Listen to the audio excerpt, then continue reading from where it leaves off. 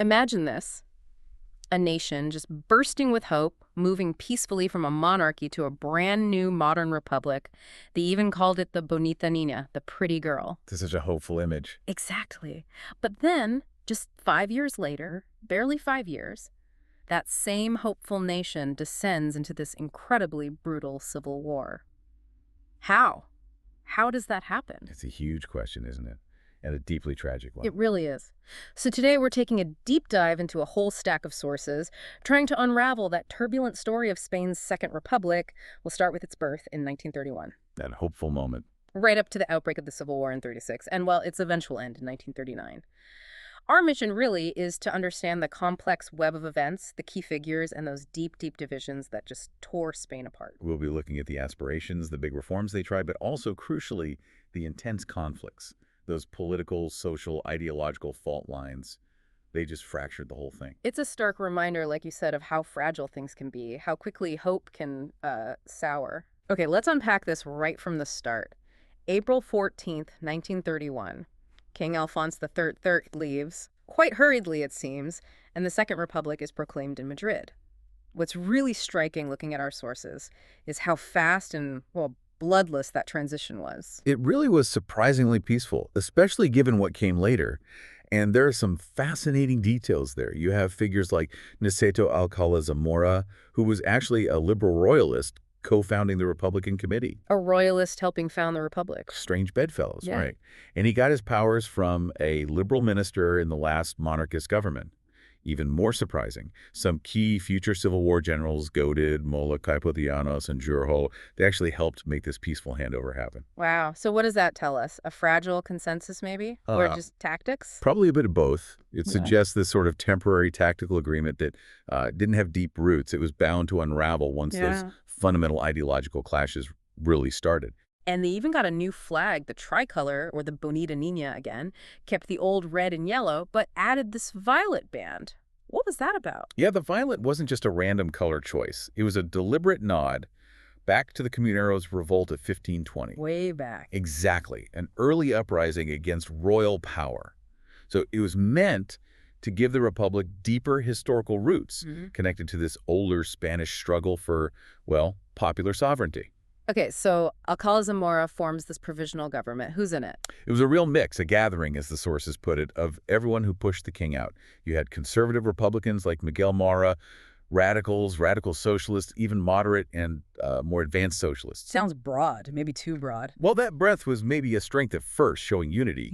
But yeah, it absolutely contained the seeds of future conflict, especially, this comes up immediately, around the role of the Catholic Church. The church, almost instantly, right? May 1st, 1931, the Archbishop of Toledo praises the departed king, criticizes the Republic. Yeah, calling out those attempting to destroy religion, which, was pretty provocative language. Definitely. And then you get monarchist demonstrations, counter-demonstrations, and then, really alarmingly, the burning of churches and religious colleges, right at the outset. A very violent start to that particular conflict, and it raises that question immediately. How did this early clash, this violence, affect the new republic's legitimacy? Could it build broad support with this happening? Yet, despite that, the elections for the Constituent Cortes, the body, writing the Constitution in June 31, they're a huge win for the left. Overwhelmingly so. Something like 382 seats to 70 for the right. But this new left-leaning majority immediately ran into another issue, regional demands, particularly from Catalonia. Where Colonel Francesc Macià had already declared a Catalan republic. He had, so a compromise had to be hammered out. By September, they defined Spain as an integral state. That was the term compatible with regional autonomy. This led to the creation, or revival really, of the Generalitat de Catalunya, Catalonia's historical self-governing body. Okay, so this leads us into the Bienio Reformador, the reforming 2 years. Driven by intellectuals full of hope, the real Bonita Niña period. And they produced this new constitution in December 1931.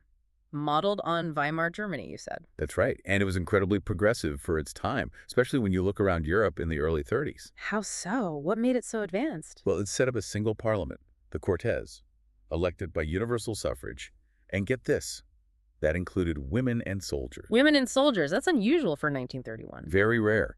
It enshrined social rights, guarantees for the individual. It even formally renounced war as an instrument of policy and committed to the League of Nations. The aim was truly a republic of workers, way ahead of its time in many respects. And alongside the Constitution, they pushed for regional autonomy. Catalonia got its statute in September 32, a big win for Masia. A huge moment for Catalan nationalism. And then there was the agrarian reform, a huge issue in Spain, right? Yeah. Targeting those massive estates, the latifundia, especially in the south and west. Yes, places like Andalusia, Extremadura, Salamanca. Azaña designed it. The idea was to redistribute land, tackle rural poverty and inequality. A massive undertaking. So what did it actually mean for people on the ground, the rural workers? Well, that's where the vision met reality. The reform was slow, painfully slow. It only applied to very large properties, over 700 hectares generally. Yeah. And the tenants didn't get ownership, they became usufructuaries. Usufructuaries. Meaning they got the right to use the land and profit from it, but they still had to pay rent, now to the state instead of the landlord. By late 1933, only about 8,600 families had actually been settled. That sounds tiny. It was, especially when you consider the scale of rural poverty, and by 1936, something like 675,000 unemployed people across Spain. So you have to ask, was it too little, too late? The evidence points towards yes. The pace just didn't match the need. Okay, but here's where things really seem to take a turn, where the Bonita Niña starts to, well, stumble. The anti-clericalism issue. Yes, this becomes a major, major fault line. In October 31, the Cortes votes for separation of church and state. Sounds standard enough now, maybe. But it went much further than just separation. They voted to expel the Jesuits entirely. Expel the Jesuits, yeah. Yes, and impose really strict laws on all other religious orders, controlling their activities, their property, their schools. This hardline approach immediately caused a crisis within the government. Alcalá Zamora, the president of the council, resigned in protest. So did Miguel Mora. Because it went too far. For them, yes. It signaled a deep division right at the top. And the man who took over, Manuel Azaña, the sources described him as having a visceral anti-religious stance. Visceral. He banned public religious processions, things like Easter parades, which were huge cultural events. Christian funerals needed written consent from the deceased beforehand. Religious schools faced the threat of closure. Wow. That sounds deliberately provocative. It certainly seems that way. And when you couple this aggressive secularizing drive with the government often turning a blind eye to those earlier church burnings, it had a predictable effect. Alienating people. Hugely. It pushed large parts of the middle class, and obviously devout Catholics, away from the Republic and towards the monarchist right. One source calls it a false escape, trying to divert attention from the economic crisis by picking this fight with the church. But it backfired. Massively. Yep. It fractured the Republic's own potential support base instead of unifying people against the economic problems. So you've got the economic crisis, this fierce anti-clericalism, plus Azaña cracking down hard on anarchist uprisings, like at Arnado and the infamous Casas Viejas incident. Very bloody repression in both cases. And all of this just fuels extremism on both sides. Exactly. It creates this pressure cooker. On the left, the anarchist CNT, the big trade union, gets stronger, heavily influenced by the more radical FAI, figures like Drudy. On the right, you see mobilization too. José María Gil Robles forms the CIDA. The Spanish Confederation of Autonomous Right-Wing Groups, described here as an admirer of Nazism with blue shirts. Yes, adopting some of the trappings of European fascism. Then you had the JNS, even more explicitly fascist, anti-liberal, anti-Marxist, anti-Semitic. And they get absorbed by the Falange. Led by José Antonio Primo de Rivera, son of the former dictator. The Falange openly advocated violence as a political tool, so the middle ground is just collapsing. It really sounds like a power keg. And the irony is, the anti-clerical push, maybe meant to distract from the economy, Ends up being the thing that destabilizes the government itself. The conflict becomes so intense that President Alcalá Zamora dismisses Azaña in September 1933. and that's the end of the Bienio Formador. Pretty much. The reforming impulse runs out of steam, blocked by internal conflict, and it paves the way for new elections and a big shift to the right. Which brings us to the elections of late 1933, a major swing. The CIDA and LaRue's Radical Party win, though not an absolute majority. A significant victory for the right and center-right. And this period gets two names, right? Conservatives call it the Bienio Rectificador, the rectifying 2 years, Correcting the perceived excesses of the left. while the left calls it the Bienio Negro, the black 2 years, clearly showing the polarization. Absolutely. It signals a strong conservative backlash was underway. And Gil Robles, the CIDA leader, plays it quite cannily, doesn't he? He doesn't demand the top job immediately.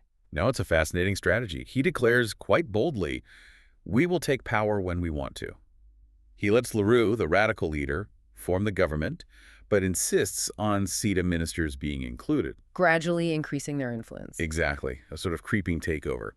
It allows the right to slowly start dismantling the previous reforms, especially the agrarian and religious ones, without this dramatic, overt power grab that might have provoked an immediate, unified reaction. But it still created huge resentment on the left. So Leroux's government slows down agrarian reform, and in Catalonia, things heat up again. Yes, Lou's companies, who took over the Generalitat after Racia died, pushes through this law on cultivation contracts, trying to protect tenant farmers, the rabassaires. Protecting them from eviction. Right, and this reignites the demands for Catalan autonomy, and it even encourages Basque nationalists, too. Regional tensions flare up again. So how does the left react overall to this rightward shift, this bienio negro? They don't take it lying down. In October 1934, you get two major simultaneous uprisings. In Catalonia, companies actually proclaims a Catalan state within the Spanish Federal Republic. A state within a state. How did that go down? Badly. General Batey crushed it within hours. Tens of thousands were arrested. The Catalan autonomy statute suspended. And at the same time, in Asturias. A much larger, bloodier affair. Miners, a powerful mix of anarchists, socialists, communists, rise up together. They seize weapons, take over towns, and proclaim a socialist republic of Asturias. A full-blown armed revolt. And this is where Franco steps into the spotlight again. It is. Leroux calls on him to put down the Asturian revolt. Franco, acting as advisor to the Minister of War, coordinates the response. He brings in General Lopez Ochoa, but crucially deploys the Army of Africa. The Maros, the Moroccan troops, Uh-huh. and the Foreign Legion, the Tercio. Yes. Troops known for their brutality, brought from Morocco to suppress Spanish workers. They used aircraft, too. The repression was savage. Thousands killed or wounded, maybe 30,000 imprisoned. And the sources say Franco saw this as a general rehearsal for the Civil War to come. His words, apparently. Testing tactics, hardening troops, showing ruthlessness. And it cements his position within the military and the right. Absolutely. His stock rises dramatically. By May 1935, Leroux has to give in to CETA pressure and appoint Gil Robles as Minister of War. The CETA leader himself in charge of the military. And what's one of Gil Robles' first moves? He appoints Franco as chief of the Central General Staff. So Franco's now effectively running the army day to day. Pretty much. He immediately starts reorganizing it, promoting loyal officers. It's a clear sign the military is becoming a major political player, preparing for, well, something. But this Leroux Robles government doesn't last either. No, politics remained incredibly unstable. It eventually fell partly due to a corruption scandal, the Straperlo affair involving rigged roulette wheels. You can't make this stuff up. Right. So President Alcalá Zamora, seeing the mess, uses his constitutional power one last time. He dissolves the Cortes again in January 1936. New elections. Another roll of the dice for the Republic. And this election, February 1936, is even more polarized, if that's possible. Deeply polarized. On the right, you have the National Front, or National Bloc, CETA, the Phalangists, Monarchists, Agrarians, all grouped together. And on the left? The Front Popular, the Popular Front. Similar coalition idea as in France and Chile around the same time. It brought together Azaña's Republicans, Socialists, Communists, even the Catalan Autonomists, and this group called the POUM. The POUM, Workers' Party of Marxist Unification. Tell us about them. They're an interesting case, led by André Nin and Joaquin Moran. Kind of anti-Stalinist Marxists allied with the anarchists of the CNT, had Trotskyist sympathies, but Trotsky himself didn't officially recognize them. And famous because George Orwell fought with them. Exactly. His book, Homage to Catalonia, gives this incredible first-hand account of fighting alongside the POUM and the complexities, the infighting, on the Republican side. Which raises that question again, even within this Popular Front, were there deep divisions? Absolutely. The alliance was broad but fragile, united mainly by opposition to the right. And here's a striking detail. Even the anarchists of the CNT, who usually boycotted elections, urged their members, or at least didn't oppose them, voting for the Popular Front this time. That shows how high the stakes felt. So who wins? The Popular Front. Yeah. But it's incredibly close. A razor-thin margin in the popular vote, maybe just over 50%. But because of the electoral system from the 1931 Constitution, which amplified the winning bloc's majority. It gave them a solid majority of seats in the Cortes. Yes, 276 seats. Manuel Azaña comes back as president. But victory doesn't bring peace. Quite the opposite. Violence escalates. Immediately, political violence just explodes.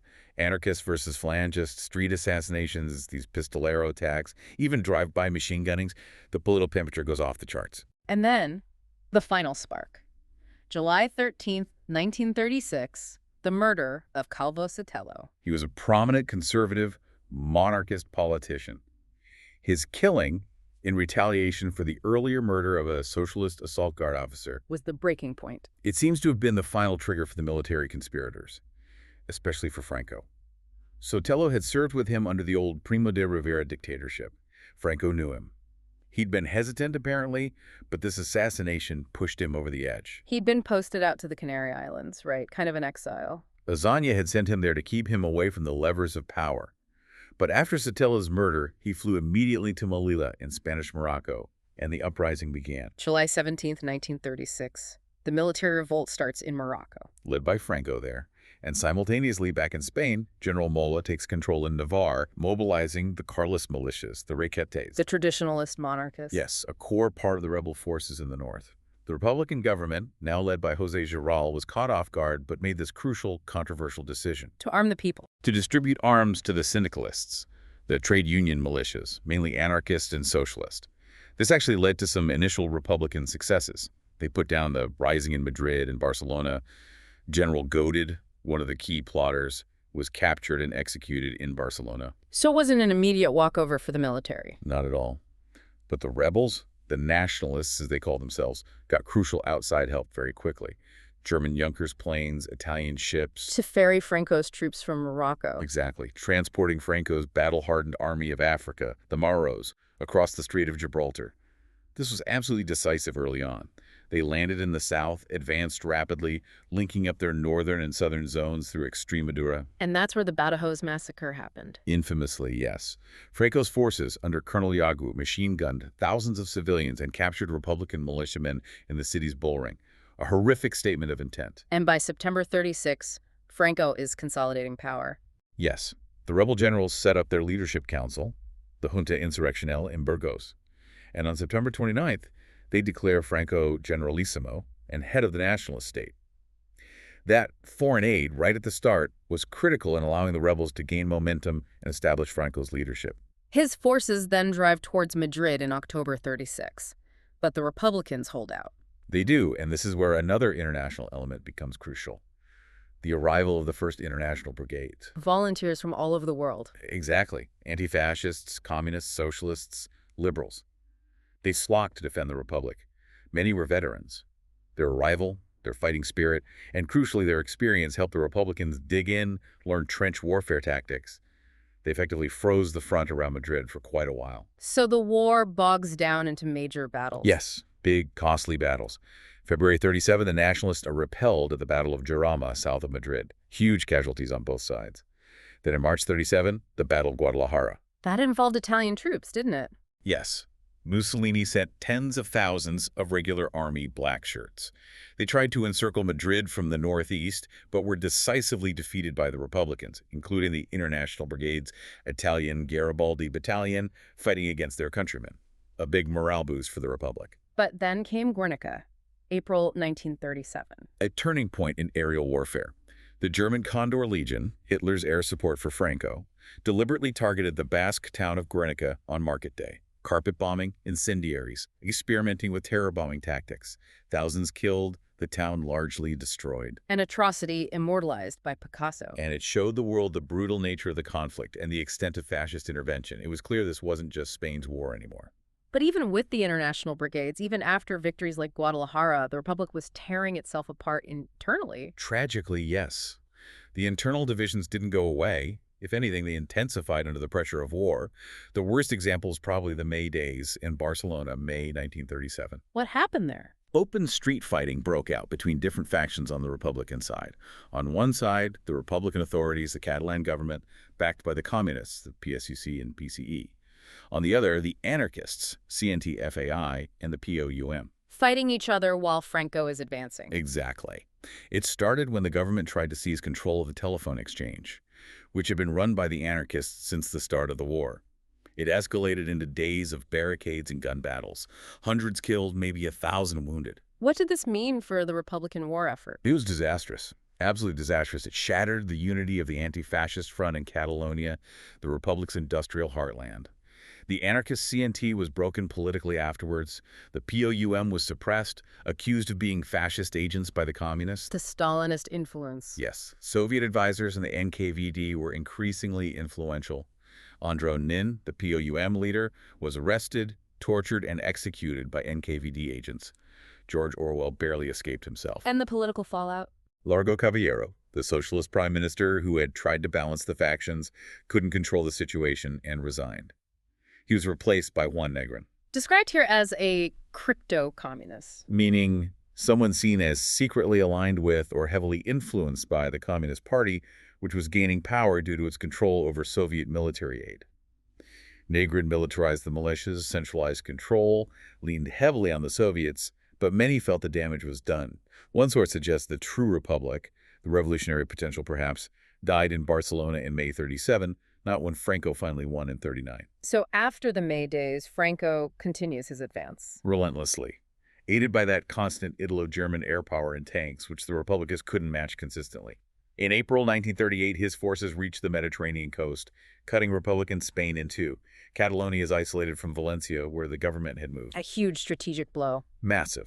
The Republic launches a desperate, massive counteroffensive across the river Ebro in July 38, trying to reconnect their territory. The Battle of the Ebro. The longest and one of the bloodiest battles of the war. It lasted until November. The Republicans fought incredibly hard, but ultimately were pushed back with devastating losses.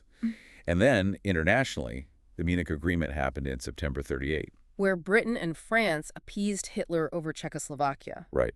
And that signaled to Stalin that the Western democracies weren't going to stand up to fascism.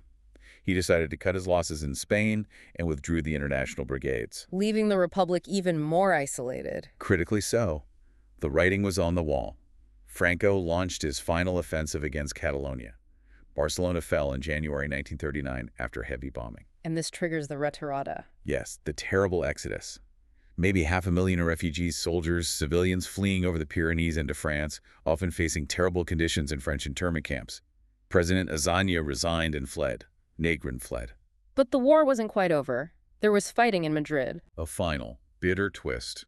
Within the remaining Republican zone around Madrid, a military coup took place, led by Colonel Casado, who was anti-communist. He overthrew the Negrin government, hoping to negotiate a surrender with Franco to avoid further bloodshed and communist dominance. Did Franco negotiate? No. He demanded unconditional surrender. Casado's coup led to brief fighting between his supporters and communist units in Madrid, further weakening the Republican side right at the very end. So the Republic basically collapsed from within at the last moment. That internal conflict, that anti-communist putsch, certainly smoothed the way for Franco's final entry into Madrid on March 28, 1939. The Second Republic was officially over. 36 years of dictatorship began. What an incredibly intense, devastating 8 years. We've gone from that hopeful Bonita Niña Full of progressive ideals. to total civil war and collapse. We've seen how those internal splits over religion, over land, over regional autonomy, over ideology just crippled the Republic from the start. And how the rise of extremes, both left and right, fueled by economic hardship and then amplified by foreign intervention, just tore the country apart. It really underlines the immense cost of that political polarization, doesn't it? When those internal fights become more important than finding common ground, even against an existential threat. The Republic's early promise just got suffocated by its own unresolved tensions and then crushed by military force aided from abroad. A tragedy on so many levels. So, thinking about all this today, this story of the Second Spanish Republic, it's not just history, is it? It feels like a stark warning. It really does. A warning about how quickly a democracy, even one born with so much hope, can unravel when you have that toxic mix. Economic crisis, hardening ideologies, polarization, and outside pressures all colliding. It leaves us with a pretty important question, I think, for you listening. What warning signs, looking back then but also thinking about now, should we be most vigilant about to protect democratic ideals from those kinds of internal and external threats? That's definitely something worth pondering.